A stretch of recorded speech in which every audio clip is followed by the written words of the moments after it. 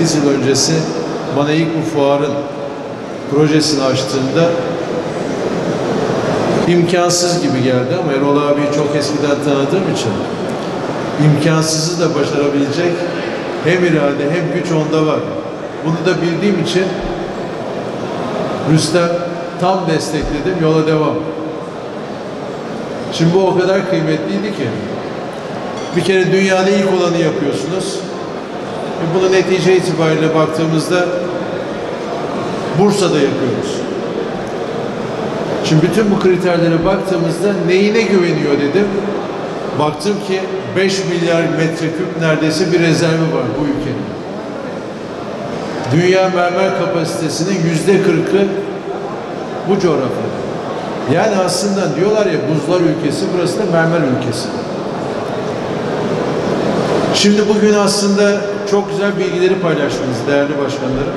Tabii Rüstem Başkanımın da söylemiş olduğu özellikle İtalya'daki o seyahatinde tarımla beraber çalışan maden ocakları gerçekten çok kıymetli.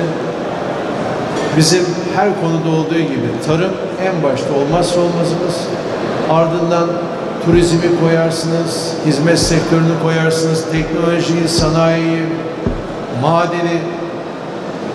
Artık Türk iş dünyası geçmişle mukayese edildiğinde bunları modern dünyanın yaptığının çok daha ötesinde yapabilecek hem bilgi birikimine hem kabiliyete hem de kapitale sahip.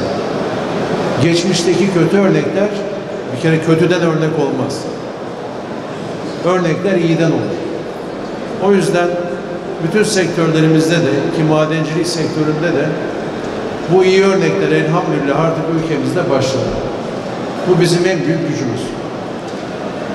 200 milyon dolarlardan neredeyse 2-2,5 milyar dolarlara geldi bu sektör.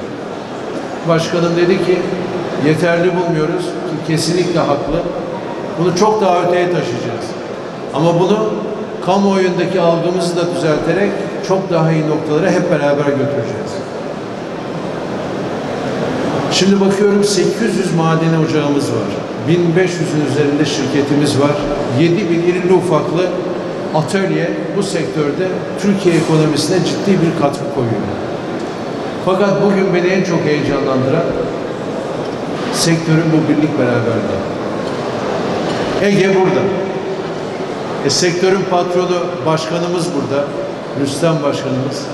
Massiyat zaten Bursa bölgesinin sektörü toparlayan en üst kuruluşu. Bunu o kadar kıymetli buluyorum ki bir yerde yönetici olmak ayrı bir şey, yönetebilmek ayrı bir şey. Şimdi biz sivil toplumda gönüllülük esasına dayalı görev yapıyoruz. Kendi şirketlerimiz gibi değil burası. Burada toplum menfaati her zaman için bizim birinci önceliğimiz. Şimdi tabii Türkiye İhracatçılar Meclisi'ndeki çok kıymetli sektör başkanı işte liderlik böyle yapıyor. Bursa'da blok mermer fuarı var. İhtisaslaşma da böyle oluyor. Ege'de işlenmiş ürünler yapılıyor. O kadar kıymetli ki. Bak Ege Başkanım da burada, sektör başkanım burada. Blok mermerde Bursa'ya tam destek veriliyor. İşlenmişte Ege'ye tam destek veriliyor. Ve sektör bir anlamda bir dünya markasını oluşturuyor. Erol Başkanımın dediği gibi Allah'ın izniyle pandemi bitti artık. Önümüzdeki 5 yıl içinde hem Ege'de hem Bursa'da dünyada söz sahibi olmuş önemli 2 tane markamız oluşacak.